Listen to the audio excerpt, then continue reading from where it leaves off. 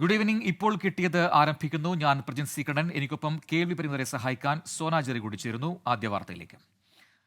വയനാട് പുൽപ്പള്ളിയിൽ ജനവാസ മേഖലയിൽ വീണ്ടും കടുവ ഇറങ്ങി. കളപ്പുരയ്ക്കിൽ ജോസഫിന്റെ 1.5 വയസ്സ് പ്രായമുള്ള 2 പശുക്കളെ ആക്രമിച്ചു കൊന്നു. വനംവകുപ്പ് സ്ഥലത്തെത്തി പരിശോധന നടത്തുന്നു. കഴിഞ്ഞ ദിവസം കൊളവളിയിൽ കടുവ ഇറങ്ങുന്ന സാഹചര്യമുണ്ടായി. ഇന്ന് പകൽ 12:30 കൂടിയിട്ടാണ് ജോസ് കളപ്പുര എന്ന് പറയുന്ന ആള് പറമ്പിൽ മേയാൻ വിട്ട 2 പശുക്കിടാവിനെ കടുവ ആക്രമിച്ച് കൊലപ്പെടുത്തിയിട്ടുള്ളത്. അടിയന്തരമായി ഈ വിഷയത്തിൽ ഇടപെട്ടുകൊണ്ട് ക്യാമറകൾ സ്ഥാപിച്ച് ഈ കടുവയെ നമ്മുടെ ജനവാസ കേന്ദ്രത്തിൽ കയറുന്നുണ്ടോ എന്ന് പരിശോധിക്കുകയും അങ്ങനെ കയറിയിട്ടുണ്ടെങ്കിൽ കൂടുകൾ വെച്ച് പിടിക്കുന്ന നടപടികളുമായി മുന്നോട്ട് പോകേണ്ടത് അത്യാവശ്യമായിരിക്കുന്നു. സുർജിത്ത് അയ്യപ്പത്ത് ചേരുന്നുണ്ട് വയനാട്ടിൽ നിന്നും കൂടുതൽ വിവരങ്ങളുമായി. സുർജിത്ത്, വീണ്ടും കടുവ ആക്രമണം പുൽപ്പള്ളിയിൽ എന്നതാണ് ഇപ്പോഴത്തെ വാർത്ത. കഴിഞ്ഞ ഏതാണ്ട് 1 മാസക്കാലമായി തെരഞ്ഞെടുപ്പ് സമയത്തൊന്നും ഇത്തരം വാർത്തകൾ പുറത്തു വന്നില്ല. ഇപ്പോൾ തെരഞ്ഞെടുപ്പ് കഴിഞ്ഞിരിക്കുന്നു, വീണ്ടും കടുവ ആക്രമണം. ഈ വിഷയമടക്കം തെരഞ്ഞെടുപ്പിൽ അവിടെ വലിയ ചർച്ചയായതുമാണല്ലോ. വിവരങ്ങൾ എന്തൊക്കെയാണ്?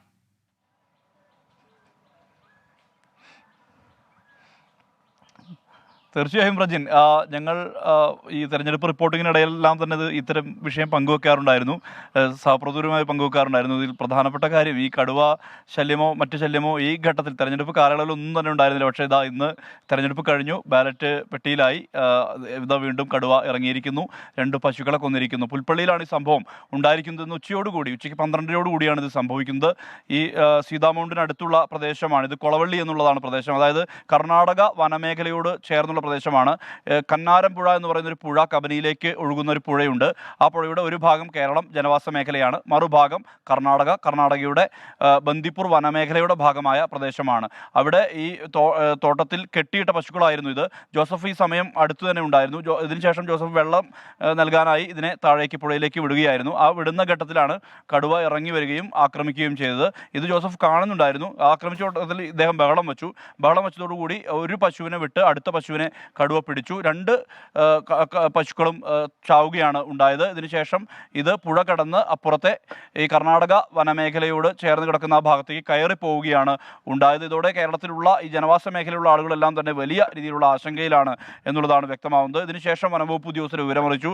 വനംവകുപ്പ് ഉദ്യോഗസ്ഥർ പരിശോധന നടത്തി. ഇതിൻ്റെ നഷ്ടപരിഹാരം അടക്കമുള്ള കാര്യങ്ങൾ നൽകാനുള്ള നീക്കമാണ് ഇപ്പോൾ വനംവകുപ്പ് നടക്കുന്നത്. അത്തരത്തിലുള്ള പോസ്റ്റ്മോർട്ടത്തിന് ശേഷം അത്തരം നടപടികളിലേക്ക് കടക്കുമെന്നുള്ളതാണ് വനംവകുപ്പ് അറിയിച്ചിരിക്കുന്നത്. 1 മാസം മുമ്പ് ഇതിൻ്റെ സമീപ പ്രദേശമായ കബനിഗിരി ഗൃഹനൂർ എന്ന് പറയുന്ന പ്രദേശത്ത് വീടിനോട് ചേർന്ന തൊഴുത്തിൽ കെട്ടിയിരുന്ന പശുവിനെ കടുവ കൊന്നിരുന്നു.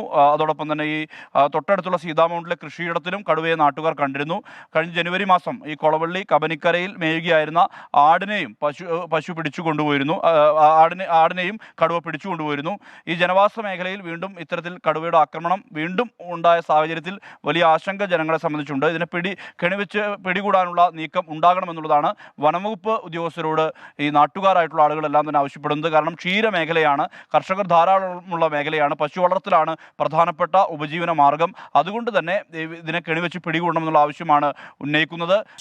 3 ക്യാമറകൾ സ്ഥാപിക്കാനുള്ള ശ്രമം വനംവകുപ്പ് നടത്തുന്നുണ്ട്. ഇതിനുശേഷം നിരീക്ഷിച്ച ശേഷം ഈ കടുവ വീണ്ടും ജനവാസ മേഖലയിലേക്ക് വരുന്ന സാഹചര്യമാണെങ്കിൽ സ്വാഭാവികമായും കൂടുവെക്കാനുള്ള നടപടികൾ സ്വീകരിക്കുമെന്നുള്ളതാണ് വനംവകുപ്പ് നൽകിയ ഉറപ്പ്. പ്രജിൻ.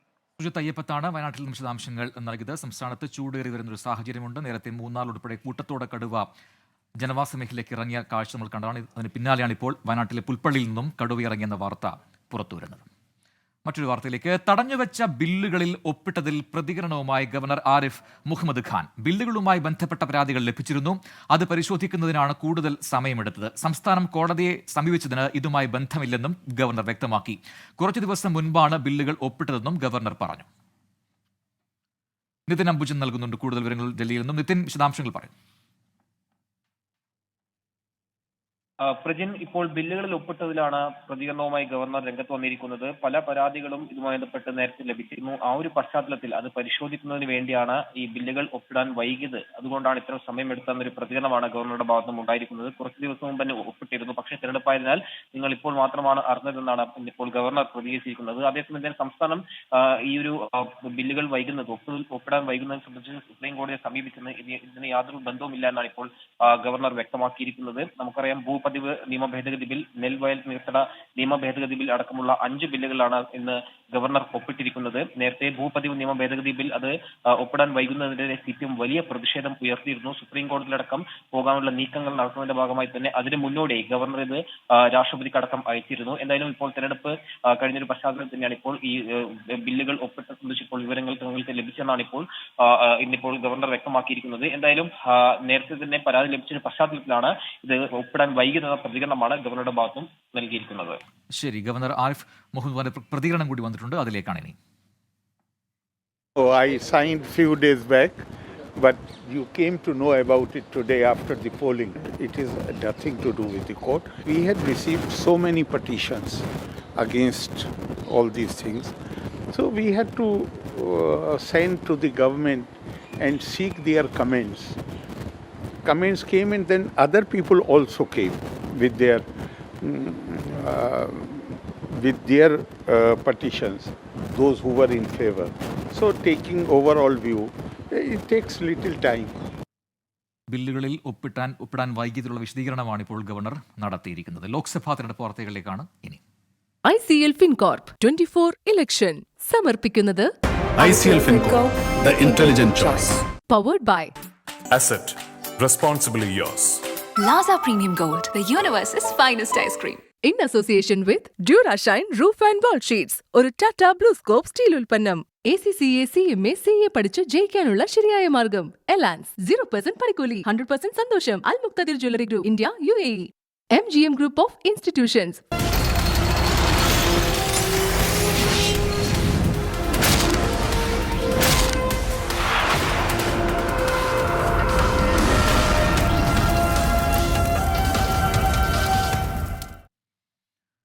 ഉത്തർപ്രദേശിലെ രാഹുൽ ഗാന്ധിയുടെയും പ്രിയങ്ക ഗാന്ധിയുടെയും സ്ഥാനാർത്ഥിത്വത്തിൽ വീണ്ടും അനിശ്ചിതത്വം. അമേഠി, റായ്ബറേലി സീറ്റുകളിൽ ഉൾപ്പെടെ സ്ഥാനാർത്ഥി നിർണയത്തിനുള്ള കോൺഗ്രസ് തെരഞ്ഞെടുപ്പ് സമിതി യോഗം മാറ്റിവെച്ചു. ആർ രാധാകൃഷ്ണൻ നൽകും ഡൽഹിയിൽ നിന്നും കൂടുതൽ വിശദാംശങ്ങൾ. ആർക്കെ, അമേഠിയിലും റായ്ബറേലിയിലും രാഹുൽ ഗാന്ധിയും പ്രിയങ്ക ഗാന്ധിയും മത്സരിക്കാൻ പോകുന്നു, ഏതാണ്ട് ഉറപ്പിക്കുന്നു മറ്റുള്ള വാർത്തകൾ നേരത്തെ പുറത്തുവന്നു. പക്ഷേ ഇന്ന് ചേരാൻ നിശ്ചയിച്ച കോൺഗ്രസ് തെരഞ്ഞെടുപ്പ് സമിതി യോഗം മാറ്റിവെച്ചു എന്ന വാർത്ത ഇപ്പോൾ വരുന്നു. അപ്പോൾ അതിൽ ഒക്കെ തന്നെ ഇപ്പോഴും ആശയക്കുഴപ്പമുണ്ട് കോൺഗ്രസിന് എന്നാണോ മനസ്സിലാക്കേണ്ടത്?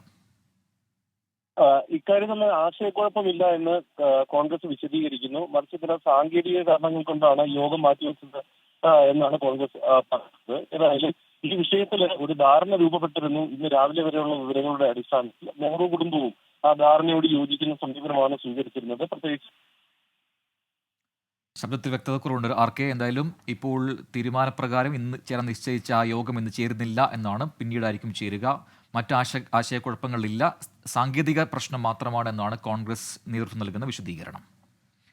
മറ്റൊരു റിപ്പോർട്ടിലേക്ക്. കർണാടകയിൽ സംഘർഷമുണ്ടായ സ്ഥലത്ത് റീപോളിംഗ്. ചാമരാജനഗറിലെ ഇൻഡിഗനട്ടയിലാണ് റീപോളിംഗിന് തെരഞ്ഞെടുപ്പ് കമ്മീഷൻ ഉത്തരവിറക്കിയത്. മറ്റന്നാളാണ് അവിടെ റീപോളിംഗ് നടക്കുക. അരുൺ പൂപ്പറമ്പ ബംഗളൂരുവിൽ നിന്ന് നൽകും കൂടുതൽ വിശദാംശങ്ങൾ. അരുൺ, ഈ സംഘർഷമുണ്ടായ സ്ഥലം അത് എത്രമാത്രം സംഘർഷമുണ്ടായൊരു മേഖലയാണത്? അവിടെ നേരത്തെ തന്നെ അത്തരം പ്രശ്നങ്ങളുള്ള സ്ഥലമാണോ? ഇപ്പോൾ ഈ റീപോളിംഗ് അത് എങ്ങനെയാണ് ക്രമീകരിച്ചിരിക്കുന്നത്? പ്രജിൻ, ഇന്നലെ നടന്ന വോട്ടെടുപ്പിനിടെ വൻ സംഘർഷമാണ് ചാമരാജനഗറിലെ ഇൻഡിഗനട്ടയിലെ ബൂത്തുകളിൽ ഉണ്ടായത്. അവിടെ വോട്ടെടുപ്പ് ബഹിഷ്കരിച്ച നാട്ടുകാരെ നിർബന്ധിച്ച് വോട്ട് ചെയ്യിപ്പിക്കാൻ ശ്രമിച്ചു എന്നാരോപിച്ചാണ് നാട്ടുകാർ സംഘടിച്ചെത്തുകയും ഈ പോളിംഗ് ബൂത്തുകൾ അടിച്ചു തകർക്കുകയും ചെയ്തത്. അതോടൊപ്പം തന്നെ അവിടെ തെരഞ്ഞെടുപ്പ് ഡ്യൂട്ടിയിലുണ്ടായിരുന്ന ഉദ്യോഗസ്ഥരെ ആക്രമിക്കുകയും ചെയ്തിരുന്നു. അതിനുശേഷം അവിടെ പോളിംഗ് നിർത്തിവെക്കുന്ന സാഹചര്യമാണ് ഉണ്ടായത്. ആ ബൂത്തുകളിലാണ് മറ്റന്നാൾ റീപോളിംഗ് നടത്തുന്നതിന് വേണ്ടി ഇപ്പോൾ തെരഞ്ഞെടുപ്പ് കമ്മീഷൻ ഉത്തരവിറക്കിയിട്ടുള്ളത്. അതോടൊപ്പം തന്നെ കൂടുതൽ പോലീസിനെ വിന്യസിച്ച് അവിടെ സുരക്ഷ ഒരുക്കണമെന്ന നിർദ്ദേശവും കമ്മീഷൻ നൽകിയിട്ടുണ്ട്. ശരി, അരുൺ പൂപ്പറമ്പയാണ് ബംഗളൂരുവിൽ നിന്നും വിശദാംശങ്ങൾ നൽകിയത്. അടുത്ത വാർത്തയിലേക്ക്. സൗത്ത് ഗ്രൂപ്പിൽ നിന്ന് ആം ആദ്മി പാർട്ടി കോഴ വാങ്ങിയതിന് തെളിവില്ലെന്ന് അരവിന്ദ് കെജ്രിവാൾ.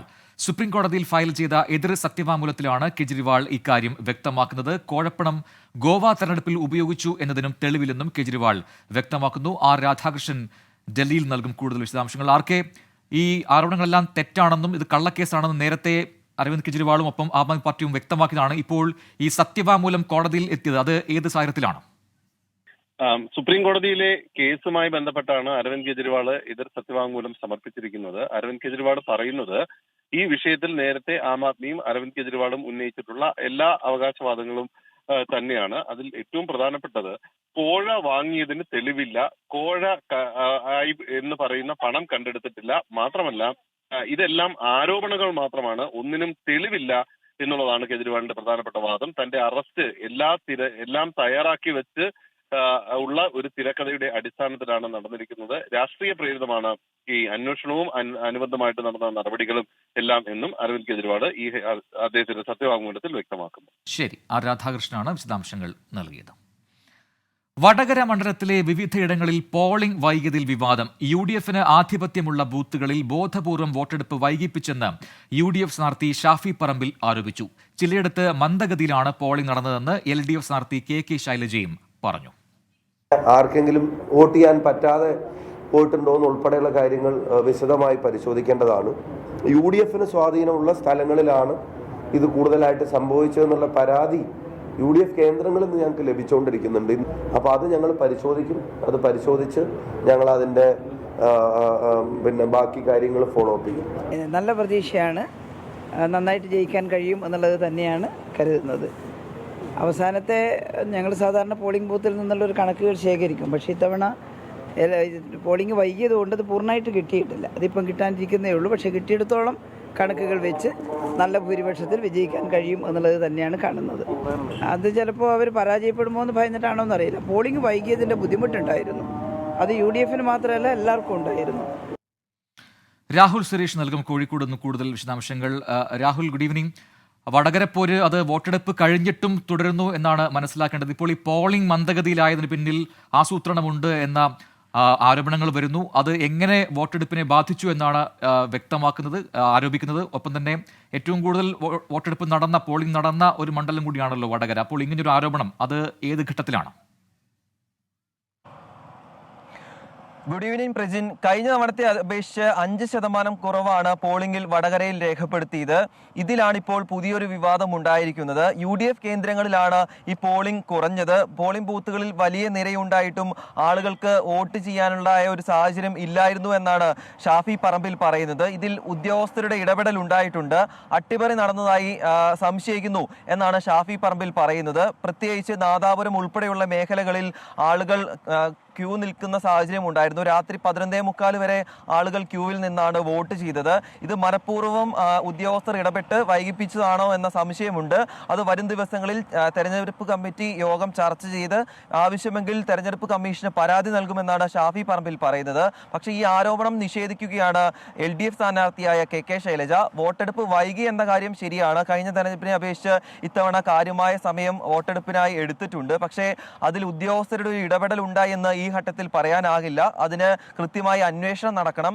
തെളിവുകൾ ഉണ്ടെങ്കിൽ ആ ഉദ്യോഗസ്ഥർക്കെതിരെ നടപടിയെടുക്കണമെന്നും KK ശൈലജ പറയുന്നുണ്ട്. ചിലയിടങ്ങളിൽ വോട്ടെടുപ്പ് വൈകി എന്ന കാര്യം എന്താണെങ്കിലും LDFനും പരാതിയുണ്ട്. എന്താണെങ്കിലും LDFന്റെ തെരഞ്ഞെടുപ്പ് കമ്മിറ്റി, വടകരയിലെ LDF തെരഞ്ഞെടുപ്പ് കമ്മിറ്റി യോഗം ഇപ്പോഴും പുരോഗമിച്ചുകൊണ്ടിരിക്കുകയാണ്. അടുത്ത ദിവസം തന്നെ UDFന്റെയും വടകര ലോക്സഭാ മണ്ഡലം തെരഞ്ഞെടുപ്പ് കമ്മിറ്റി യോഗം ചേരും. ഇതിന് പിന്നാലെയായിരിക്കും ഇനി വരും ദിവസങ്ങളിലും വാക്പോര്, ഈ പോളിംഗ് ശതമാനവുമായി ബന്ധപ്പെട്ട വാക്പോര് വരും ദിവസങ്ങളിലും തുടരുമെന്ന് തന്നെയാണ് നമ്മൾ പ്രതീക്ഷിക്കുന്നത്. പ്രജിൻ, രാഹുൽ സുരേഷാണ് കോഴിക്കോട് നിന്ന് വിശദാംശങ്ങൾ നൽകിയത്. ഇപ്പോൾ കിട്ടിയത് തുടരുന്നു. വാർത്താ സമ്മേളനത്തിൽ തെറ്റായ ആരോപണങ്ങൾ ഉന്നയിച്ചതിന് Gokulam group of companies chairman Gokulam Gopalan BJP നേതാവ് ശോഭാ സുരേന്ദ്രന് വക്കീൽ നോട്ടീസ് അയച്ചു. 10 കോടി രൂപ നഷ്ടപരിഹാരം ആവശ്യപ്പെട്ടാണ് നോട്ടീസ്. തെളിവ് നൽകാൻ പരസ്യമായി ആവശ്യപ്പെട്ടിട്ടും ശോഭാ സുരേന്ദ്രൻ തയ്യാറായിരുന്നില്ല. CMRL ഉടമ ശശിധരൻ കർത്ത സുഹൃത്താണെന്ന തെറ്റായ ആരോപണവും ശോഭാ സുരേന്ദ്രൻ ഉന്നയിച്ചിരുന്നു. ദീപക് ധർമ്മടം നൽകും കോഴിക്കോട് നിന്നും കൂടുതൽ വിവരങ്ങൾ. ദീപക്, വിശദാംശങ്ങൾ. പ്രജിൻ, ഇന്നലെയാണ് പ്രമുഖ വ്യവസായി ഗോകുലം ഗോപാലൻ ശോഭാ സുരേന്ദ്രനെതിരെ നിയമ നടപടി സ്വീകരിക്കുമെന്ന് മാധ്യമങ്ങളോട് പറഞ്ഞത്. ഇന്നലെ അദ്ദേഹം വോട്ട് രേഖപ്പെടുത്തിയ ശേഷം സംസാരിക്കുമ്പോഴായിരുന്നു പറഞ്ഞത്. അതിൽ പ്രധാനമായി അദ്ദേഹം പറഞ്ഞത് പച്ചയായ നുണ തനിക്കെതിരെ ആരോപണമായി ഉന്നയിച്ചു. എന്നാൽ അതിനുശേഷം തെളിവുകൾ ഉണ്ടെങ്കിൽ പുറത്തുവിടണം എന്നാവശ്യപ്പെട്ടു. എന്നാൽ അത് ചെയ്യാതെ, തെളിവുകൾ ഒന്നും തന്നെ ഇല്ല എന്നിരിക്കെ തന്നെ വീണ്ടും ആരോപണങ്ങൾ ആവർത്തിച്ചു. അത് അവഹേളിക്കാൻ വേണ്ടി ബോധപൂർവമാണ്. പ്രത്യേകിച്ചും വിശ്വാസ്യത ഉള്ള ഒരു വ്യവസായ സംരംഭത്തെ, ഒരു വലിയ സ്ഥാപനത്തെ തകർക്കുക, അതിന്റെ വിശ്വാസ്യത തകർക്കുക എന്നുള്ള ലക്ഷ്യത്തോടെ അവർ പ്രവർത്തിച്ചു എന്നുള്ളതാണ് ഗോകുലം ഗോപാലൻ പറഞ്ഞത്. നോട്ടീസ് അയക്കുമെന്ന് പറഞ്ഞു. ഇന്നിപ്പോൾ 10 കോടി മാനനഷ്ടം ആവശ്യപ്പെട്ടുകൊണ്ട് 7 ദിവസത്തിനകം തുക നൽകണം, അല്ലെങ്കിൽ ക്രിമിനലായും സിവിലായുമുള്ള നടപടിയിലേക്ക് പോകും എന്ന് പറഞ്ഞുകൊണ്ടുള്ള നോട്ടീസാണ് അയച്ചിരിക്കുന്നത്. ഗോകുലം ഗോപാലൻ ഇക്കാര്യത്തിൽ നിലപാട് വ്യക്തമാക്കിയത് തനിക്ക് കരിമണൽ കർത്തയുമായി യാതൊരു ബന്ധവുമില്ല, അദ്ദേഹത്തിന്റെ ഏതെങ്കിലും രീതിയിൽ ഒരു വിദൂര പരിചയം പോലുമില്ല, അത്തരം ഒരാളുടെ പേര് ഉപയോഗിച്ചുകൊണ്ട് തനിക്കെതിരെ വ്യാജമായ പ്രചരണമാണ്, കള്ളപ്രചരണമാണ് ശോഭാ സുരേന്ദ്രൻ നടത്തിയത് എന്നുള്ളതാണ് ഗോകുലം ഗോപാലൻ വ്യക്തമാക്കിയിരിക്കുന്നത്. പ്രജിൻ. ശരി, ദീപക് ധർമ്മമാണ് കോഴിക്കോട് വിശദാംശങ്ങൾ നൽകിയത്.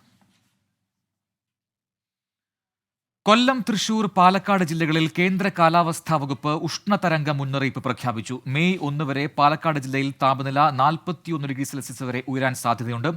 കൊല്ലം, തൃശൂർ ജില്ലകളിൽ ഉയർന്ന താപനില 40 ഡിഗ്രി സെൽഷ്യസ് വരെ രേഖപ്പെടുത്തിയേക്കും. കോഴിക്കോട്, കണ്ണൂർ ജില്ലകളിൽ 38 ഡിഗ്രി സെൽഷ്യസ് വരെ താപനില ഉയർന്നേക്കുമെന്നും കാലാവസ്ഥാ നിരീക്ഷണ കേന്ദ്രം അറിയിച്ചു. അലക്സ് റാംമുഹമ്മദ് ചേരുന്നുണ്ട് കൂടുതൽ വിവരങ്ങളുമായി. അലക്സ്, സംസ്ഥാനത്ത് ചൂട് ഏറിയേറി വരികയാണ്. പാലക്കാടാണ് ഏറ്റവും കൂടുതൽ ചൂടുണ്ടാവുക എന്ന പ്രഖ്യാപനം, എന്ന മുന്നറിയിപ്പും വന്നിട്ടുണ്ട്. അപ്പോൾ അതിന് വിശദാംശങ്ങൾ എന്താണ്? മറ്റു ജില്ലകളിലെ സ്ഥിതിഗതികൾ എങ്ങനെ? പ്രജന, ഈ കേന്ദ്ര കാലാവസ്ഥാ വകുപ്പിന്റെ ഔദ്യോഗിക റെക്കോർഡ് പ്രകാരമുള്ള ഈ രേഖപ്പെടുത്തുന്ന ചൂടാണ് ഈ ദിവസങ്ങളിൽ പുറത്തു വരുന്നത്. 41 ഡിഗ്രി സെൽഷ്യസിന് മുകളിലേക്കൊക്കെ രേഖപ്പെടുത്തുന്നത്. അതല്ലാതെ അവരുടെ ഓട്ടോമാറ്റിക് വെതർ സ്റ്റേഷനുകളുണ്ട്, അവിടെയൊക്കെ 44, 45 ഡിഗ്രി സെൽഷ്യസ് ചൂടൊക്കെ രേഖപ്പെടുത്തുന്നുണ്ട്. അതായത് പാലക്കാട്, കൊല്ലം, തൃശൂർ ജില്ലകളൊക്കെ ചുട്ടുപൊള്ളുകയാണ്. അത് അടുത്ത ദിവസങ്ങളിലും അങ്ങനെ തുടരുമെന്നാണ് കേന്ദ്ര കാലാവസ്ഥാ വകുപ്പ് അറിയിക്കുന്നത്. ഈ 3 ജില്ലകളിലും ഉഷ്ണതരംഗ മുന്നറിയിപ്പ് പ്രഖ്യാപിച്ചിട്ടുണ്ട് കേന്ദ്ര കാലാവസ്ഥാ വകുപ്പ്. അതിൽ പാലക്കാട് ജില്ലയിൽ ഇന്നും നാളെയും കൂടിയ ചൂട് 41 ഡിഗ്രി സെൽഷ്യസ് വരെയും, കൊല്ലം, തൃശൂർ ജില്ലകളിൽ 40 ഡിഗ്രി സെൽഷ്യസ് വരെയും താപനില ഉയരും എന്നതാണ് പ്രവചനം. ഇതിന്റെ അടിസ്ഥാനത്തിലാണ് ഈ ഉഷ്ണതരംഗ മുന്നറിയിപ്പ് നൽകിയിട്ടുള്ളത്. ഇത് അതീവ ജാഗ്രത വേണ്ട സാഹചര്യമാണ് ഉഷ്ണതരംഗ സാഹചര്യം എന്ന് അറിയിക്കുന്നുണ്ട്. പൊതുജനങ്ങളൊപ്പം ഭരണേതര സംവിധാനങ്ങളൊക്കെ ജാഗ്രത പാലിക്കണം. സൂര്യാഘാതവും സൂര്യതപവും ഒക്കെ ഏൽക്കാൻ സാധ്യതയുണ്ട്. അതിനാൽ നിർദ്ദേശങ്ങൾ പാലിക്കേണ്ടതുണ്ട്. മാത്രമല്ല ആരോഗ്യവകുപ്പ് ജാഗ്രതാ നിർദ്ദേശം പുറപ്പെടുവിച്ചിട്ടുണ്ട്. ആരോഗ്യവകുപ്പ് മന്ത്രി തന്നെ വ്യക്തമാക്കുന്നത് മുതിർന്നവർ, പ്രായമായവർ, കുട്ടികളൊക്കെ പ്രത്യേക ശ്രദ്ധ ഈ സമയത്ത് ചെലുത്തണം. തീർച്ചയായിട്ടും അലക്സ്, അത് തന്നെയാണ്. അപ്പോൾ ചൂടേറിയ ദിവസങ്ങളാണ് വരാൻ പോകുന്നത്. പൊതുജനങ്ങൾ ജാഗ്രത പാലിക്കുക എന്ന മുന്നറിയിപ്പാണ് ഇപ്പോൾ സർക്കാർ വൃത്തങ്ങൾ നൽകിയിരിക്കുന്നത്. അലക്സ് റാംമുഹമ്മദാണ് വിശദാംശങ്ങൾ നൽകിയത്. ഇതോടെ ഇപ്പോൾ കിട്ടിയത് പൂർത്തിയാവുന്നു.